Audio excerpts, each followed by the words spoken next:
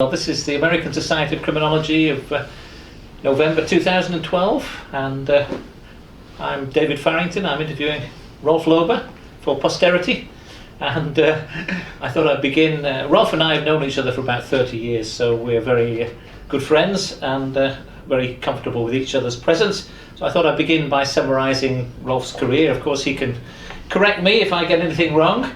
Rolf came from the Netherlands. He graduated originally in psychology from Amsterdam. Then he moved over to Canada and got his PhD in clinical psychology at Queen's University at Kingston, and became a clinical psychologist for 10 years in Kingston, Ontario. And then suddenly he made a dramatic change in his life. He left Kingston, he left the security of being a clinical psychologist in 1979 and moved to the Oregon Social Learning Center to work with Jerry Patterson. And then after 4 years there, he then moved to Pittsburgh to become a professor, an assistant professor initially, and eventually a distinguished university professor of psychiatry and psychology and epidemiology. So he's been in Pittsburgh now since 1984, I think. And also, that's only a small part of his life, because he's also a professor of juvenile delinquency and social development at the Free University of Amsterdam, and he also has a career in Irish history, which we'll talk about a bit later on. In terms of the highlights of Rolf's career, I think the main highlights to my mind are the 3 longitudinal studies that he's been involved in, which I'll ask him to talk about, and also work with our 3 study groups, which I've collaborated with him. And in much of this, he's collaborated with his wife, Magda, who's been an essential ingredient in all of this. So I'll ask Rolf about that as well. But first of all, the first question would be, what do you think are your major contributions to knowledge? Very hard question. I think in order to know that, one has to probably survey the quotation index and citations, which papers are cited, and I don't know really, but I think what I was really interested in is trying to understand development from different angles and different professions.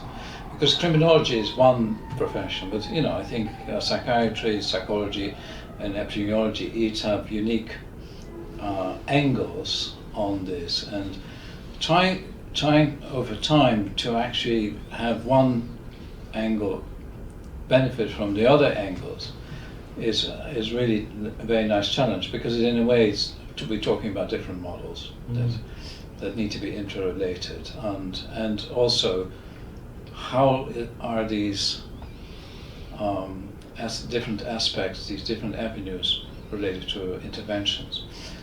So anyway, coming back to your question, it's hard for me to say what is really the most significant. I think probably the thing that has the highest consequences is starting the longitudinal studies, because it engaged not only ourselves to a very high degree, and yourself, fortunately, alongside the Cambridge study, which is quite remarkable that you had so much input with that study. But what happened is we engaged a large number of people who all were able to do analysis and advanced science. So if I think about, probably the largest contribution has been to set a stage for this collective enterprise, engaging other people and ourselves, of course, in the analysis of what I think are very good data. I think that's probably the most significant contribution. Well, I think pulling well, off... Anyway, that's fine. No, sorry, I don't want to interrupt. No, go ahead. I was going to say, I think the most wonderful contribution is really carrying through the 3 longitudinal studies. I think particularly the Pittsburgh boys study, where you followed up all those boys from age 7 to age 35 with very regular interviews, so it's possible to track their development over time, to investigate the risk factors over time, to investigate effects of life events over time. I think that's a wonderful study. And then you managed to continue with a similar Pittsburgh girls study, which I think is the first time anybody's had such a detailed, large-scale study of the development of girls over time, so that's also a great achievement. And then also you had the developmental trends study, which is focusing, it's a smaller scale study, but focusing more on conduct disorder and psychiatric problems. So I think all those 3 studies are tremendously important, and obviously I think you're only halfway through your career, but what do you think can be done to ensure that they live on beyond you? Yeah. No, that's very necessary. So the Pittsburgh youth study is the data is being deposited gradually in Michigan, to data archive, and that is terrific, and OJDDP helps us with that. But it's a multi-year process because the data, it's raw data as well as constructs that are being transferred. So the constructs are important from the angle of doing analysis. The girls study is not yet ready for depositing, and my co-investigators, Stephanie Stepp and Alison Hippa, are fully in charge with me at this stage. But eventually that will be transferred to a national data set. And then coming back to the Pittsburgh youth study, Magda, my wife, and I have basically arranged for the Pittsburgh youth study data to be also transferred to the Netherlands, partly because I'm Dutch, but also NSCR in the Netherlands is the prime or the premier kind of criminological center, and I feel that they can benefit from having such good data. So anyway, that's in the making as we speak. Well, I think that's absolutely wonderful to make all these data sets available for wider use, and it's a wonderful legacy, I think, for criminology, in particular to have the Pittsburgh youth study data. As you know, we've just yesterday had a new division of the American Society of Criminology approved. Which is achievement. The division of developmental and life course criminology, so we're very happy about that. And I wondered, what do you think are the most important questions in developmental and life course criminology that you think should be addressed in the future? It's quite a perplexing and difficult question, as you know, because to what I mean, obviously we need replication of major findings, and that can be encouraged with that type of organization. But what I'm particularly concerned about is how to bridge better the connection between life course or developmental criminology based on longitudinal data and interventions, because obviously interventions will continue to expand. The interventions will continue to be attaching or attacking particular problem behaviors at different ages. The whole issue about what are the data that are necessary for doing the best interventions has not been, I think, fully resolved. Screening is always an issue, and although we have better screening instruments for older populations, not necessarily, I think the whole work on what needs to be done for younger populations and for girls is still very much open for development. So to tidying up the connection, and related to that is the ability actually to use longitudinal data to model interventions. So the whole issue about taking data sets and then actually use parameters derived from data to mathematically model if to do an intervention on one thing versus another thing, or one screen deriving a certain population and then actually doing the intervention. What are basically not only the effects of that, but also what are the cost benefits of different strategies? So I think that the intervention literature the experimental literature can benefit better from the longitudinal data, because most interventions have a very restricted number of follow-ups, they have a restricted target populations, information that is gathered, assessments and so on. And so I think the longitudinal studies, because of the wide variety of assessments, actually provide a kind of building ground, if you want, for better knowledge. Yeah, I was interested in our homicide book that we had the estimates of, using Pittsburgh Youth Study data, we had the estimates of the impact of intervention programs on the number of homicides in the United States. So this is what you mean when you're talking about modelling and trying to estimate the impact of interventions. And I think we only have scratched the surface. I think that what eventually will, to my guess, would be really a very blossoming type of enterprise. Yeah, it's interesting that you relate to intervention, because one of the things you've always tried to do in your career is to link up the fundamental developmental literature with the applied intervention literature, and this was one of the aims of our 3 study groups. So I wonder if you'd like to talk about them, because I think that was an aim of the study groups. Yeah. Just thinking back about what with the 3 study groups, we started out with serious and violent offenders, and David and I ran the study group, and then the second one was on child delinquents, and the third one, recently completed, was on the transition between juvenile delinquency and adult crime. So why we did, I mean, this is fairly hyperactive to do all these things on the side.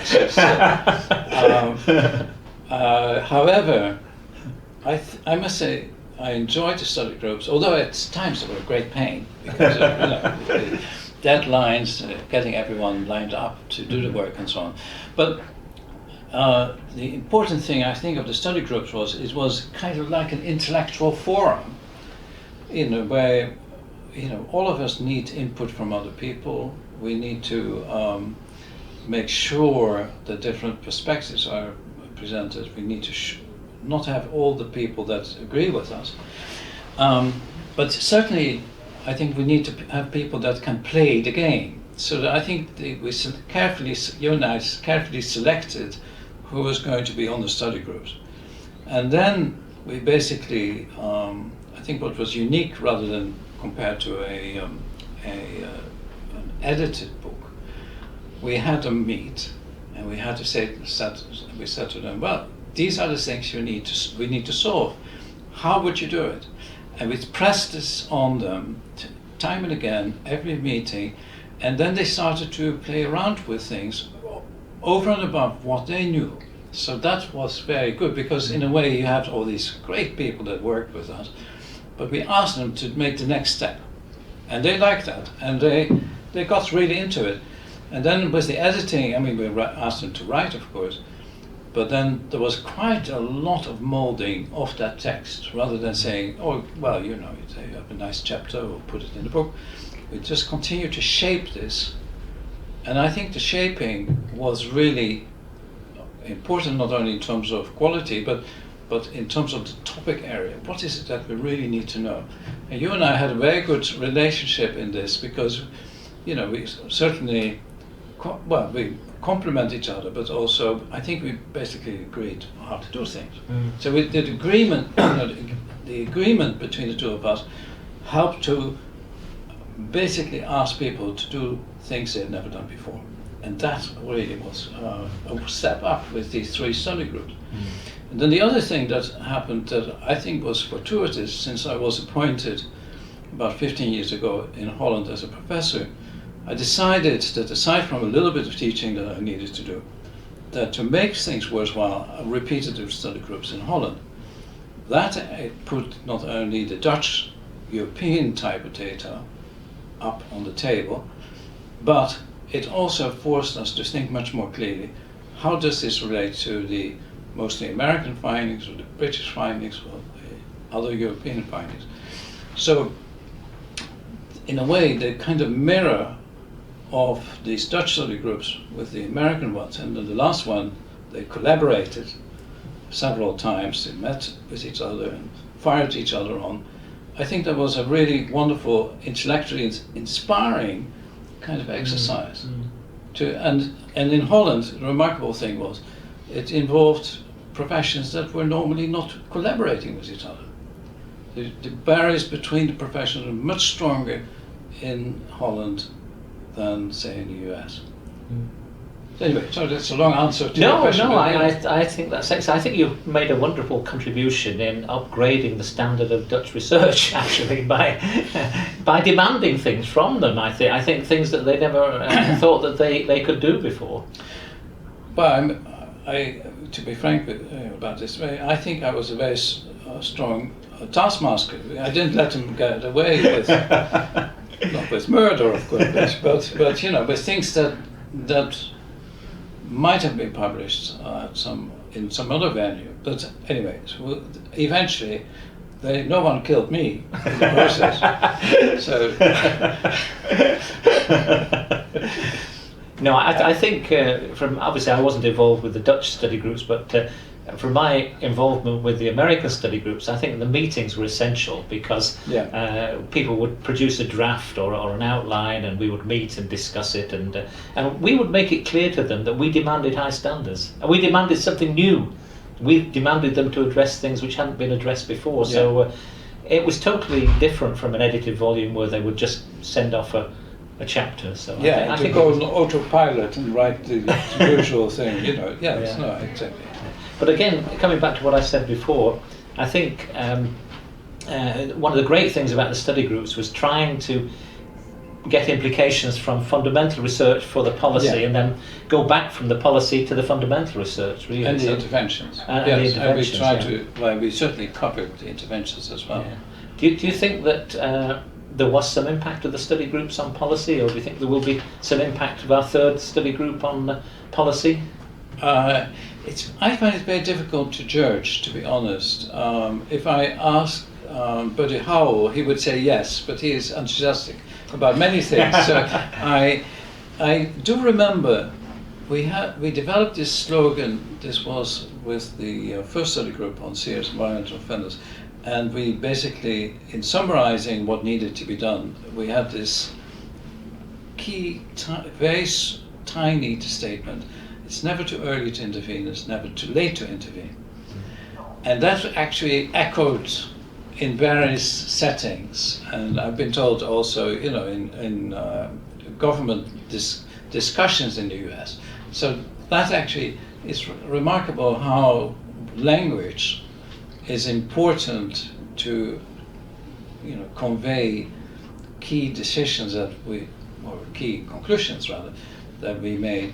Yes, it is very important to intervene with individuals, you know, who may have gone down the deep end, who might have been very chronically involved in crime, as well as, of course, prevention. So we straddled that, but backed it up basically by saying, okay, these are the interventions that work.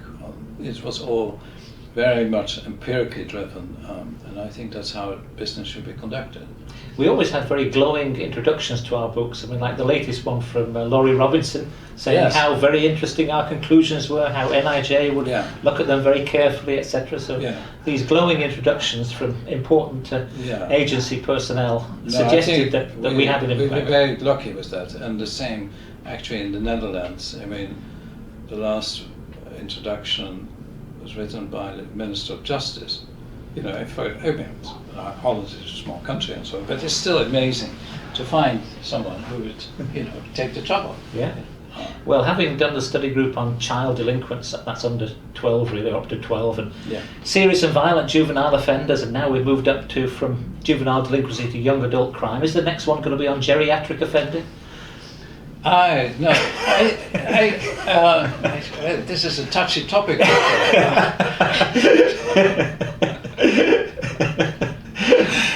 I'm just joking, but I know that NIJ had a study group on girls. They did, that's right. Yeah, and we actually applied for it. That's right, we did. Obviously, I was in the wrong gender.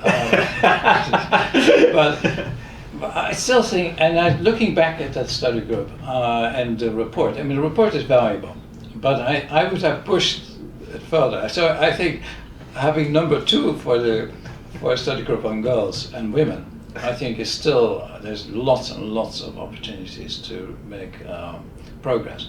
The other area that I find appealing is the whole issue of white-collar crime. Oh, right.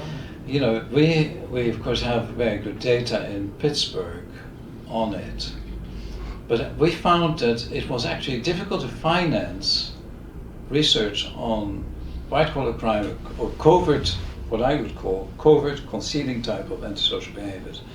We tried a few times, and actually Magda, my wife, had done really great studies on lying, because lying is a central thing in deception and so on. But if I had another opportunity, I probably would focus on that, because it's so central, really. Most crime is of a covert nature. Violence is, of course, just a segment of that. Anyway, that came to mind. Well, I was going to ask you, what do you hope to achieve in the future? Obviously, you're still young and full of energy, so I was thinking, what would be your priorities? Having had these various longitudinal studies and study groups. I mean, what do you think is the next horizon for the future? What do you think are the priority things that you want to do? That's a very good issue. I'm a bit of a bind about that, because on the one hand, I find the subject matter intensely interesting, and it's not that difficult to think of large numbers of topic areas that we could write a paper on, or study group, as I mentioned, or do other things. And I'm always a good one for new ideas. Both absorbing it from other people as well as trying to generate some of it myself. However, I'm a bit in a bind about this because my wife retired last year. I like doing things with her, and so if I were to continue until age 90, pursuing this, I think she would feel left out, and and our relationship would probably suffer as a consequence. So the bind I have is to do interesting things, but not do that totally independent, and say to my wife, well, it's now 8 o'clock in the morning, I'll see you sometime at 6 or something like that. So the reality of the situation is that I will retire in 2 years' time, and then will be emeritus, and then I can do whatever I like to do. So the issue is, should I, what can I still do in criminology? And of course, that's not possible. I certainly want to make sure that the delodging of the data sets is complete or near complete. The other thing that I'm really interested in is mentorship. I think I can still serve as a mentor to a younger generation without imposing myself on them, but basically trying to kind of make sure that they are landing on their feet. It's something that is very important to me. The Dutch side of my career was much involved with students coming from Holland to Pittsburgh and working with us. We have had just, I think, about a dozen or so, and that has been very positive. I think they learned from it, we benefited in the process. So that's something that still can continue. But anyway, it's a bit of a crossroad for me, as you can understand. Yeah. So anyway, perhaps we'll come back to this. Yeah, well, I think this is very commendable, your altruism in lodging the data and developing the next generation of people. But yeah. I was going to ask you about, throughout your career you worked closely with Magda. How has that gone? I can't imagine working with my wife, I must say. So, how did you manage all these 30 or more years of research? I think it's a total mystery. Marriage is a total mystery. However, I was when I worked in Canada, as you said, I worked for a good number of years in a clinic, and I eventually became a marriage counselor. So, and I witnessed a variety of shipwrecks of marriages, and people in dire straits and so eventually I became best at dissolving marriages rather than trying to bring things together. So people knew that if you want to have a divorce, you should see me. and no, I'm not kidding. It is actually I was the one, making sure that women would survive, financially, mentally, with the kids, without kids, professionally, and so on. And I enjoyed that part. It was actually very interesting. And the women were liberated once they had conquered their fear. They were very they had a better life. So anyway, coming back to my own marriage, why didn't I divorce? The reason is that I think Magda's extraordinary character. I mean, she has great strength. She is very curious, very great person to work with. If we decide to doing something, then she does. I mean, she executes things, and if there are problems, we can talk about it. So the life, I mean, we had a good marriage before we started working, which was actually with Patterson, that he forced us to work together. So the marriage was good beforehand. It actually became even more enriching in the course of working together. And also, I think we found a very important modus, and that is, as a rule, we stopped working at 5 o'clock in the afternoon. So that meant the evenings were very peaceful and were not filled with yet other problems, of work.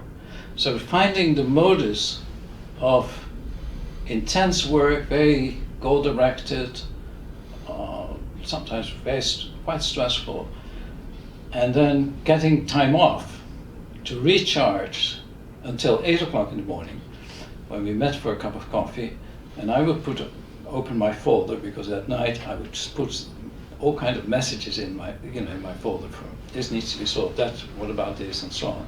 And then we would start afresh in a positive mode. So that allowed us to keep the balance, not only between ourselves, the two of us, but also balance for oneself. You need to sleep. You don't want to dream endlessly about problems of work. You have to kind of find a modus that can sustain what actually was very intense work. So now that meant also that the work day, as a rule, was shortish. Now I get up early.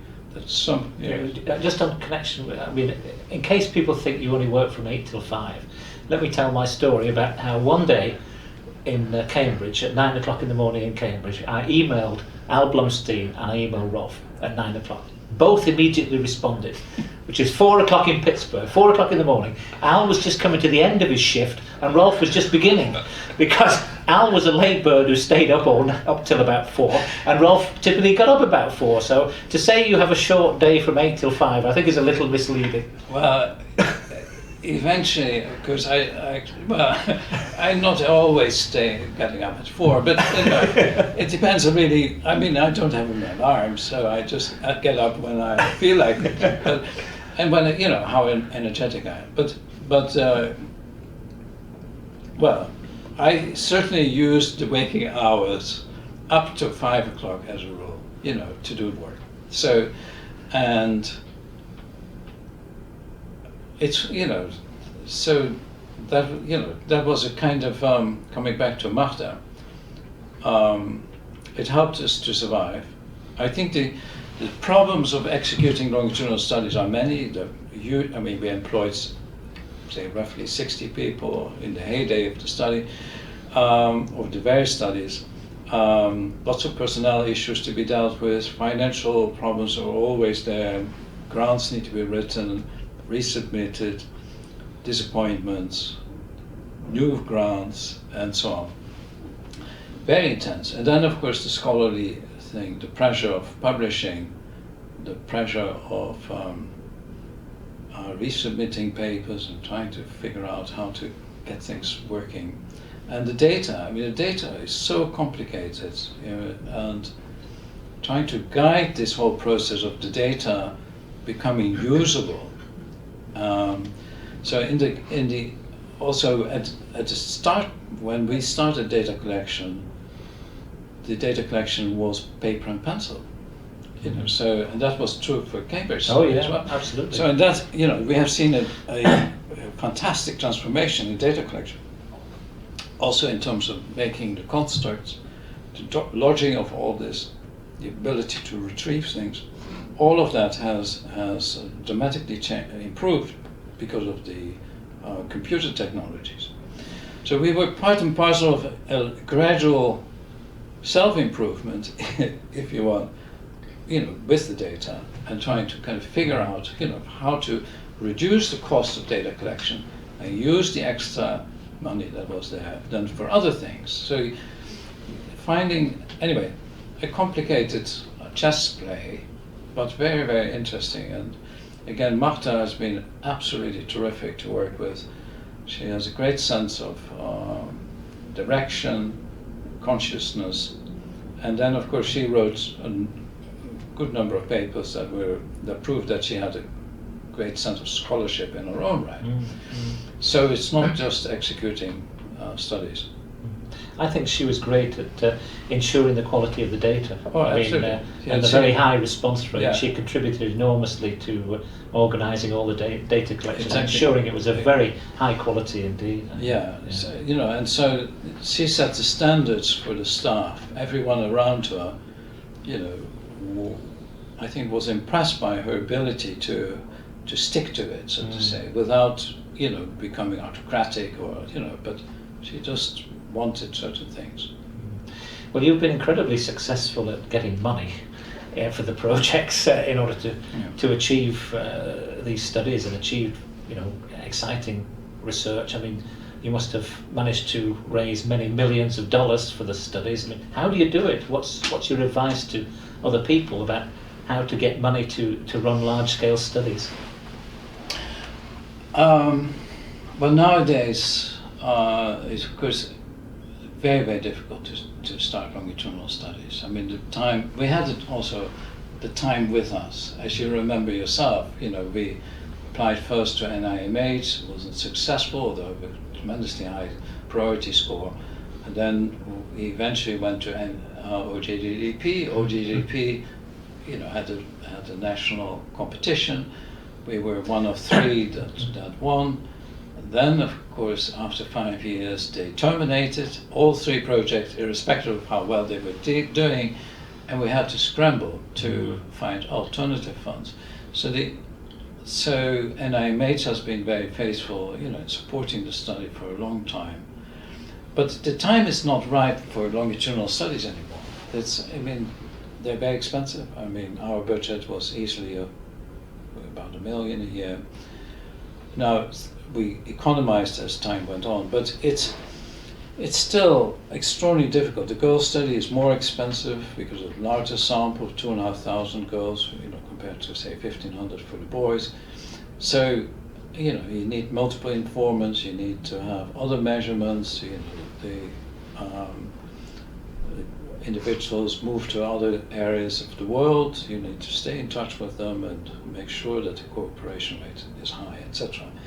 Anyway, so I think we were lucky to do longitudinal studies in a time period in which the money was still obtainable. Also, I should mention this to you, the Department of Psychiatry, where we eventually worked in the University of Pittsburgh in the medical school, they hired us with the following message. They say, you need to do big things. Think big. Now, you were actually also instrumental in that, in the sense that we had discussions, of course, about how large should the Pittsburgh U study be. And of course, you were thinking about 411 of the Cambridge study. Right. So, and I think your advice was clear, you know, we need a larger sample because we want to understand rarer events, etc. So eventually, I think you and Magda and I, we all agreed that it had to be at least 1,500.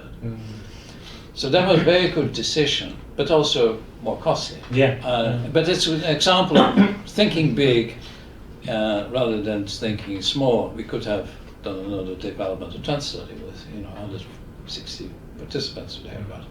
So the other thing was that the Department of Psychiatry was very interested in getting large grants. So you made a self-interest there, So and they had people in Washington. That helped. So they had their own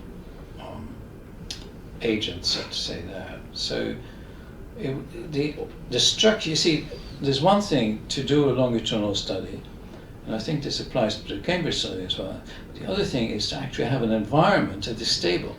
Always essential. So if we didn't have a Department of Psychiatry, or in your case, Institute of Criminology, that was going to be there for a few decades, and not going to go through crisis and dissolve and have directorships that become highly problematic, it's impossible to do longitudinal studies. So now this is totally outside of our control, of course. We were very lucky, Department of Psychiatry, stable. We of course had no say at all in what happened in the Department of Psychiatry, but that was the way they ran it, and they knew how to run it. So that helped us tremendously to stay with our job, that is running these longitudinal studies. I think it was crucial that you were stable as well. Both of you stayed in Pittsburgh. Well, yes, since 1984. Yeah, we had offers to move, of course, as we became a bit more successful. There were offers. But it's actually strange. I mean, financially we could have done much better probably by moving it, because every time you move your salary goes up, you hope. But we decided to stay in Pittsburgh, and we knew that to run the study from another city, hundreds of miles away, or from another country like the Netherlands, would be enormously hazardous, because it's really the hands-on type of management, the hands-on data collection that allowed us to, I think, do a good job. Yeah. Well, I think there has to be somebody where the buck stops, and the buck always stopped with you and Magda, really. Yes, that's right. You have to have somebody there, clearly in charge of it, I think. Yeah, exactly. What advice do you think you give to young scholars who are just starting out? It's very difficult, I find. I think the marketplace now asks for a high degree of knowledge on specific areas. Like, for example, brain scans. It's a specialist science. You can't just, turn into a brain scientist from one day to the next. So you need to have lots of training and so on. But although I think it's very necessary science, you see also that people get specialized on certain emotions or certain parts of the brain. And so the tension is really between specialization, in-depth and becoming specialist, and an expert, and generalized approach.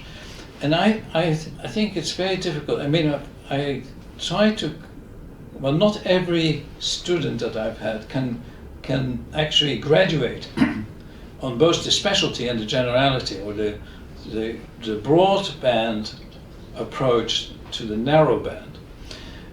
But I think if one were to be a candidate to be hired by top university, you need to be able to do both. Now that doesn't mean that everyone needs to achieve, not everyone can go to Harvard, and not do I think that Harvard is necessarily nirvana. But I think what I try to instill in the students is to write both very competent data-driven papers and do one or two reviews. And so the reviews, as you know too well, the reviews basically allow you to have the bird's eye view, so to say, of the phenomenon. And the broad view is necessary for two reasons. One is to make sure that you don't lose track of all the small things and see the larger picture. But the other thing is the reader wants to know or many readers want to know the large view. They want to know what is really important. All these hundreds and hundreds of variables that we cope with. What is the take-home message that can help them to operate better, to have different systems or understand phenomena? It's like these theories. You're interested in theories, I'm somewhat interested in it. But you need to, at some point, integrate things. You need to bring things together. Most students take a while to actually achieve that because it's a difficult job. But once they can do it, their citation marks go up and they are more recognized as being.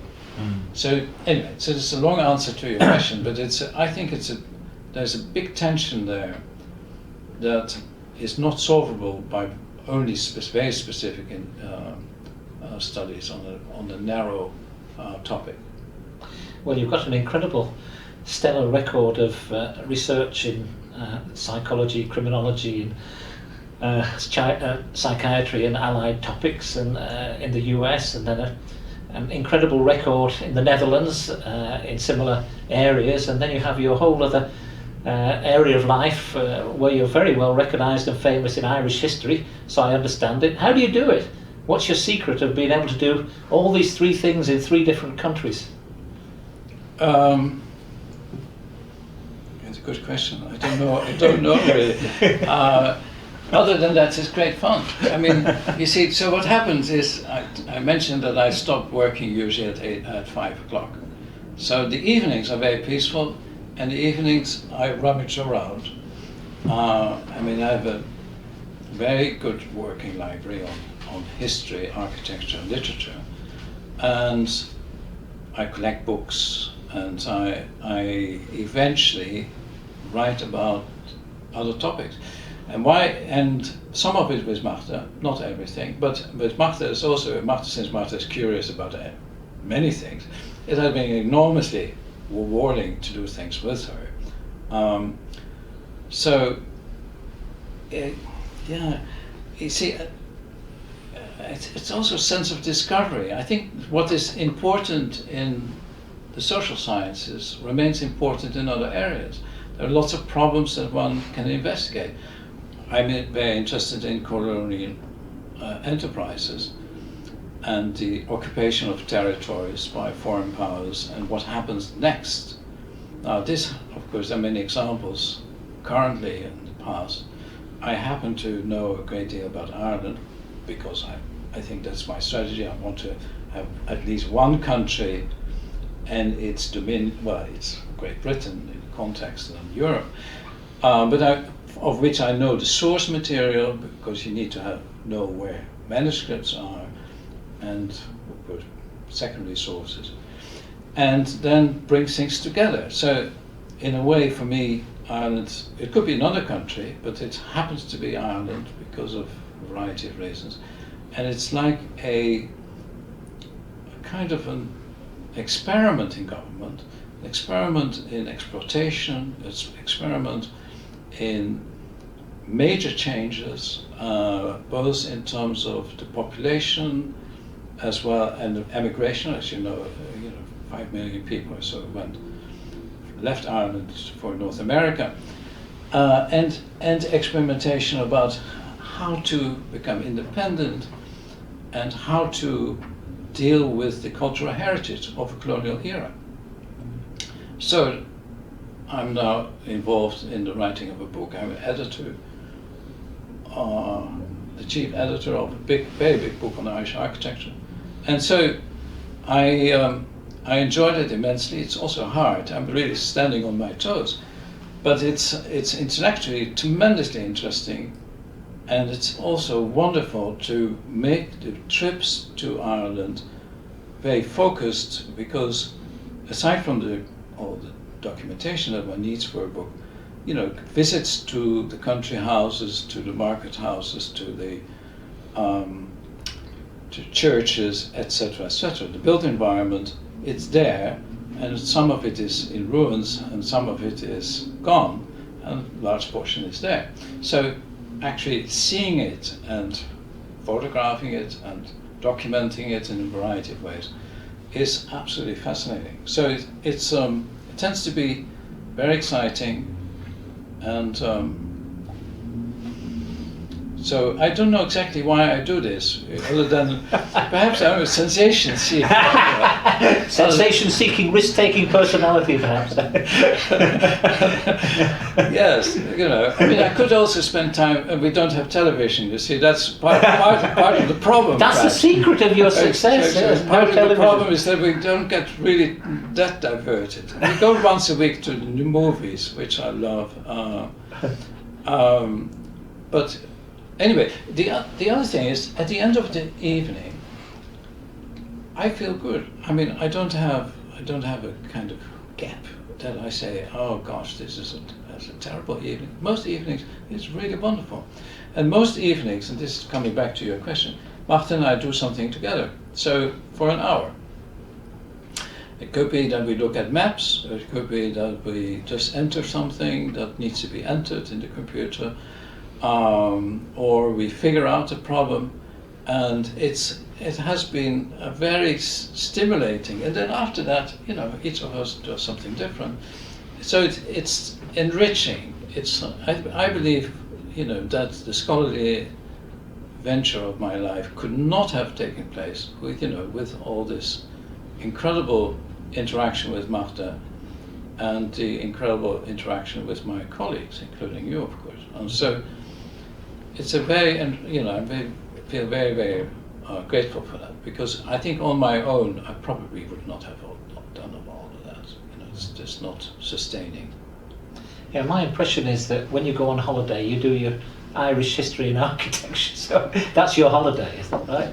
Yeah, but I have also other holidays. I take holidays throughout the year, so that, you know, I mean, I sometimes go to Italy, or sometimes to France, or to Holland, you know, so it's not that Ireland is important. It is not, you know, everything. No, I mean, frankly, I think the life, well, I don't think I travel perhaps as much as you do, but I'm close to your level. You know, but, you know, I usually go to Europe at least 7 or 8 times a year. So, and it's fun. I mean, and so well, that also means something that is really important in my life is, yes, I have you know, citizenship from Canada and North America and the United States. But I really feel transatlantic, yeah. You know, connecting Europe in a way, you know, with North America, and that is a really privilege. And what about the library of thousands of volumes of Irish literature that you sold to a university in the United States? Yeah, the Rolf and Magda Loeber Library of Irish Literature, is it called? That has gone to University of Notre Dame. Notre Dame. Yeah. And it helped to get open up space in our for other things. How many volumes was it? About 2,000. Oh, 2,000! I thought it was more than that. No, 2,000. No, but they were carefully selected. I mean, very rare, were they? Well, some were, unique copies, all right. You see, this was a side product of my regular work, since I traveled quite a lot. Then I loved to visit second-hand bookstores and antiquarian bookstores, and I would find books, and Magda would read them. And so there was a kind of production line in some way, you know, but you needed to find the books. And so that's very exciting, and I have very, very good memories of visiting obscure places and finding. You see, sometimes my memory, I have a different memory than yours. But my memory is like, for example, I would find an unusual book. Later, when I pick up the book at home, and I say to myself, where did I find it? I almost immediately know which store, which shelf, what situation. Amazing. Yeah, so I don't have a very good memory for numbers. No, I remember numbers. I remember numbers. You have an advantage. As a scientist, you have a big advantage there. Perhaps my knowledge is less relevant. No, different. But I think memory is a working horse, you know, in science, because, you know, if you don't have the right memory for things, you can't do it. So I do remember more than just the bookshelf, of course. So, but anyway, I think I would not have been doing my Irish work if I had not had a good salary. I mean, it doesn't. I mean, well, nowadays it's actually reimbursed, but in the past it wasn't, and so it's it's afforded me to do other things. I mean, basically, salary, opened up other things. It could be like a gentleman doing the Grand Tour in the 1800s. Yes, I think that would have been a very attractive idea. Yes. But you need, even that gentleman would have needed income from an estate, some inheritance, or a rich wife. Wonderful to have an heiress that crosses your path. Doesn't apply to Magda. Just one thing that I was going to follow up on, and you were talking about the difficulties of applying for grants and the fact that sometimes you're turned down, and the difficulties of submitting papers to journals and often being turned down. I think we should make it clear. I mean, people often say to me, "Oh, surely you don't get articles turned down." Of course I do. Everybody does, Yeah. But I think one lesson for students of the future is the key to success is to keep trying, and I think that came through when you were saying that. That I think persistence. Or would you agree that the key to success is persistence? Absolutely, but there's enormous scope for discouragement, and so there's. But there's sometimes you have to take your losses as well. You try intensely for something, and then at a certain point you should say, "Oh well, I need to move on." I think this is very interesting from the angle of what one should do at a later stage of one's career. I mean, how to expand one's horizon. How to improve. It's not only the students need to improve. I think it's scholars. Scholars are particularly important because they tend to do the things that they are used to find useful, and trying to expand that horizon actually is quite a challenge. And I think for the better scholars, I think that's my goal. You need to expand the horizon and be able to also have a feeling vis-à-vis the grant agencies to move with what is the zeitgeist of funding, because obviously you can't always get funding for exactly your own hobby horse. So you need to be able to be flexible. But it's an interesting interplay. It's not a straightforward pulling the bow and getting the arrow into the target. So what are you going to do in the next 5 years? You say you're going to retire. Surely you're not going to give up all this intellectual contribution to criminology and psychology and psychiatry? Well, I probably will be involved in some way, but I have other things I need to do. You'll then become a full-time Irish historian. So no, I mean the architecture book that I'm completing with a team of people is going to be done in about half a year, and then I want to do a book, and Magda will actually participate in that, and a third person, a good friend of ours, on the place of the house in the landscape. So, because there are architectural studies that look at the features of buildings, there are landscape studies that deal with parks, gardens, landscape in general.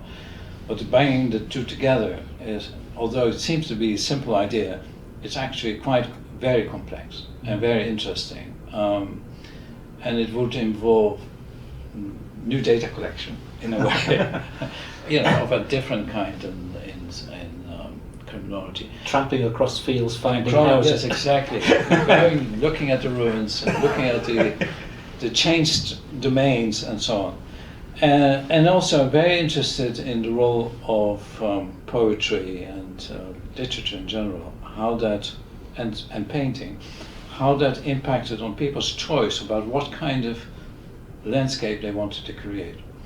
We're also very interested in climate because the way that seasons change, and even during a day, how things look, was often part and parcel of decision making about how to create the correspondence between house and gardens and landscape. So anyway, it's a bit ambitious, but then, who knows? I might complete it. All right. So, do you have any? I think we're coming towards the end of the discussion. I mean, do you have any things that you'd like to say that you didn't get a chance to say? Any amplifying thoughts? Amplifying thoughts. Well, since this is being videotaped for the posterity, but also for the society, it's an initiative of the ASC. I just want to say that how impressed I am by the criminology as a profession in the United States. You see, with my own background, obviously not fully trained in criminology, I feel accepted in this kind of illustrious organization.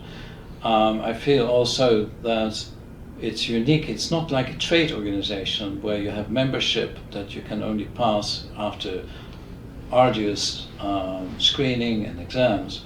It's open to different professions, and I think that is amazing. You have an organization that actually facilitates science and application by tapping into the knowledge of a great variety of people with very different forms of training. Openness of science. And I was thinking actually the other day about, there was a movement called the New Learning in the 1650s. And there were people like Robert Hooke and Hartlib, Christopher Wren, people, members of the Royal Society.